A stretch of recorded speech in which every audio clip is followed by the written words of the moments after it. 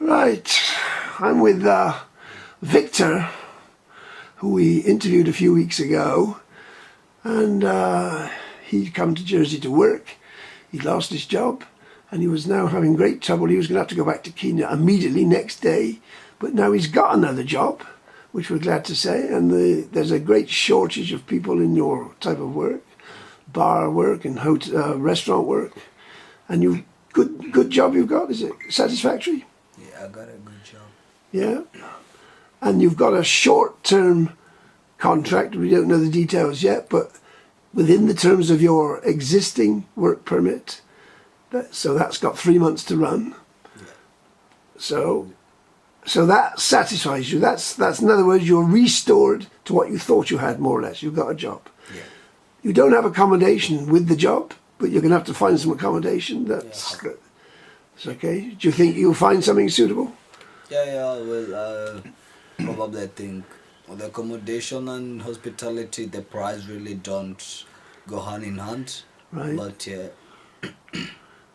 Right. The job itself, I mean, I find it fascinating. If I went to Kenya and I was asked to work in a bar or whatever it was, a restaurant, I wouldn't have a clue what to do. Now, you're a professional, you're trained. Yeah. Do you find that just the same? Is a bar, restaurant work the same the world over if you're trained to do the job? And it's a nice restaurant you're going to work in. Yeah, things are more or less the same. Right. Yeah, it's only that here we work with hours and probably things might be kind of simpler. We do complicated things because we have to do some different, like signatures. When it comes to cocktails, you have to do something like signatures, but here we just do some, Right. yeah, some like the perfect things probably, and yeah, that's what makes the difference. Again, it's probably irrelevant. I don't know if you ever worked in any other countries, but in Kenya, do they have the same sort of cocktails in the sort of bar you work in? It's cocktail in everywhere. When I make a cocktail here, it should be the same in different place. It should be the same in Kenya. It should be the same Right. in USA. It should be the same in France and each and every part of the world. What's the favourite cocktail in Jersey? What's the favourite one? I would go with espresso martini. Yeah, espresso martini. And probably a Ponsto martini as well. Right. Now, when you got your first job that you brought to Kenya, it was through an agency, and I was fascinated by the agency. Now, there's no agency involved in this job you've got now. You managed to find the job direct. Yes. Inquiries were made, and they said, yes, we want you. Yeah. And they offered you a job. You managed to get to negotiate the deal about the work permit and so on, all that. Visa, all the fees, whatever that has to be paid is paid, will be paid. But the agency has no part in that. No, the agency has no part in that. Right. Yeah. Because I'm puzzled about these. I must say it's buzzing me a bit, because if these agencies are recruiting people, they ought to do a bit of a follow-up. You see, it seems to me, again, I'm worried if I was working in Kenya, I'd want a little booklet to say, these are the rules and regulations, this is what you've got to do, and this is what we'll do for you. Now, is that too much to ask? Honestly speaking, I don't know about the agency. Just when things fall apart. Yeah, was the end of us, and yeah, I'm happy that now I'm in a new job. Right. Yeah, with a good employer, and yeah. Because you're very trusting, you know. I mean, when we discussed before, you had to borrow money to come here. Yeah. So this is a big gamble. It's important. And if you're happy now, you hope you'll have 3 months' work, and if you go back after 3 months, you'll have a little bit of money. If you can stay a bit longer, you'll have a bit more money to take back to Kenya, which is what you want to do, because you won't be buying a house in Jersey, will you? That's for sure. Yeah, that's true. So you've got to somehow make some money here, haven't you? And yeah. Right. And do you think you will make money in this job? Do you think it's got the potential? Yeah, I think the employer is offering me a reasonable rate. Right. And yeah, I'll be able as well to support people back at home. Right. Yeah, once I make enough money. Right. Now, are you learning much there? I mean, obviously there will be differences. Do they teach you anything? Can you teach them anything in the bar? Yeah, actually, the working environment is very suitable, and I'm working with some good workmates. Probably the bartender in the place is really good, and Right. we're working hand in hand just Really? to make things work out. And yeah, that's what really makes And me I mean, happy. look, I mean, you see these guys in bars and they're throwing the bottles around and juggling with the bottles and do you do that? Like put a little mini cabaret, do you do that? Yeah, we do flair. It's just Do a you? little touch of, yeah, just to make things. Because the customers love that. They love to see all that, don't they? And it makes something nice for the restaurant. You know, they got a little bit of people enjoying themselves. That's what restaurants are about, isn't it? Yeah, yeah. Flaring, it's something that entertains the customers, and yeah, it just makes people come back and back again. Right. Yeah. Okay. So, optimistic, Nikolai, sitting next to you. Well, I'll have a word with Nicholas now, because Nicholas has been helping you finding your old employer and find a new job. I'll move the camera to Nicholas. I don't know if you'll be able to see me and I can discuss. Yeah, Nicholas, tell us what you know. Well, so it's victory for Victor. Of course, that didn't come out of nowhere. It had to be achieved, and it was by a matter of pressure. Pressure from above, pressure from below, on government. And we did it by going into the Royal Square at 8:30 in the morning last Monday.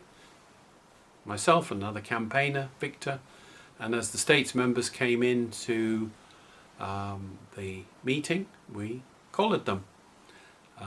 Some of them were a little reluctant to speak to us, but they then later came out once they realised the importance of the story, because initially they were very hostile, but the reason they realised it was important because this is an issue with the failure of the work permit system to actually provide sufficient labour to employers, and employers are crying out for people. And you had an employer already lined up at that stage? We did. We had an employer ready to take Victor. He'd done his 2 hours and the employer said, great.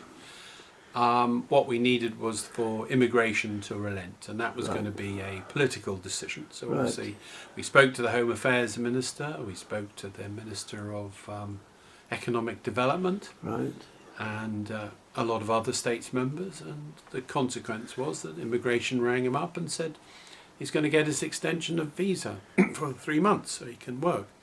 Had to pay £242 for it. Who had to pay that?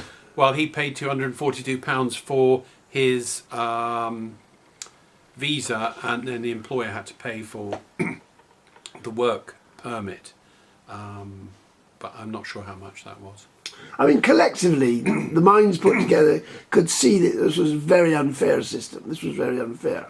But it is going to happen. But the nature of the job, if somebody comes from Kenya, they're really talking about even further away than Kenya now for people, and they're recruited through an agency, and they're recruited for an employer, the employer never gets to meet who he's employing, does he? So it's very likely that problems will arise with some employers. It's a problem for employers to decide who they're actually getting. Yeah. Because say, take a Kenyan, they speak perfect English, but there's no idea, there's no certainty that they're capable of doing the job. Exactly. And as an employer, you're taking someone from several thousand miles away, guaranteeing them a job for 9 months, and you don't know whether they're any good at the job, but you're hoping that they are, based on some paperwork which they've presented to you and perhaps one interview. I'm getting a bit of a bee in my bonnet about the agencies, because I know they're trolling the world, which is good. Somebody's doing it. They're going out there finding employees to come here, recruiting them. But I'm a bit worried whether they've got any obligations to anybody at the end of the day, because we don't know. I don't know what the government here knows about these agencies, whether they are good, well, honest, the government doesn't want to know about them, because the government doesn't want to have the responsibility of regulating labour whilst it is here. They want to facilitate employers having labour.